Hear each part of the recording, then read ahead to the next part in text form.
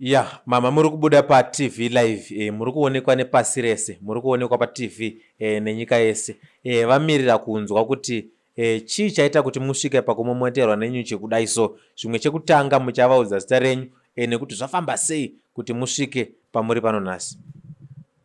Inini zita rangu ndinonzi Maita Firenyika, ndinobva kuChipinge.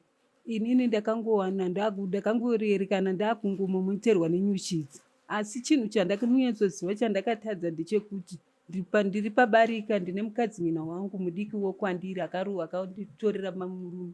Saka pakugara kwatakaita ndakatora chipfeko chake ndokuchigadzira ndichiita kuti murume ndokwaanga akuenda zvakanyanya kuitira kuti adzokewo kwandiri.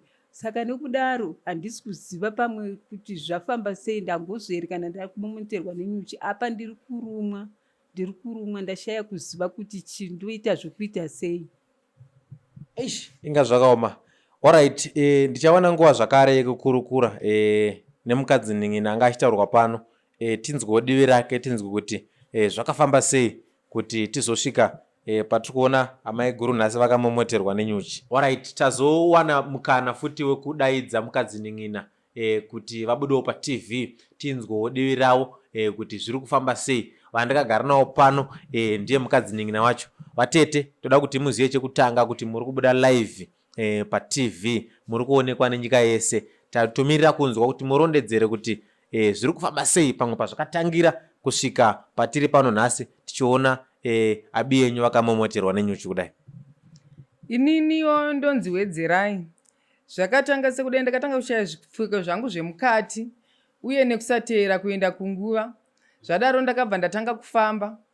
Mukufamba kwandakaita ndakasvika ndakanzi dzokerai kumba munozivisa, munovhunza vamwe vamunogarisana navo.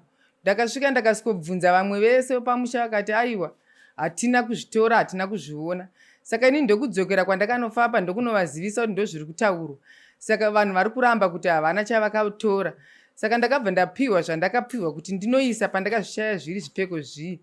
Ndakabva ndapiwa ndokuuya ndokubva ndagadzira.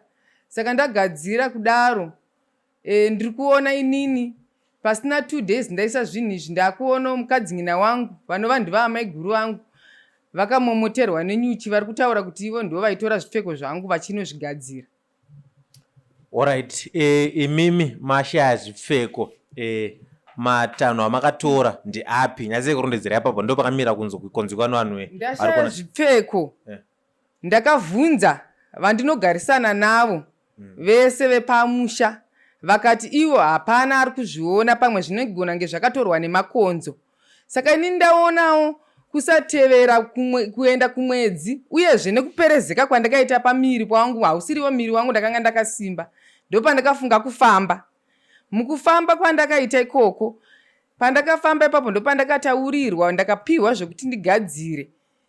Munhu kana zvakatorwa nemunhu achazviona zvaachasanganidzana nazvo. Ndokubva ndangogadzira ndokuita zvandakataurirwa izvozvo.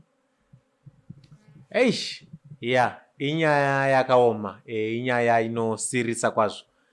Ndinoimba kuti muri kuzvionera mega. Tambenge tichityawo kuswebera pedyo nenyuchi, asi tazosimbiswa ona sekuru zvikanzi aiwa nyuchi dzinotevera munhu nyakuparamura. Ndosaka muchiona takagara padziri tisiri kumarwa nadzo kana kurumwa nadzo.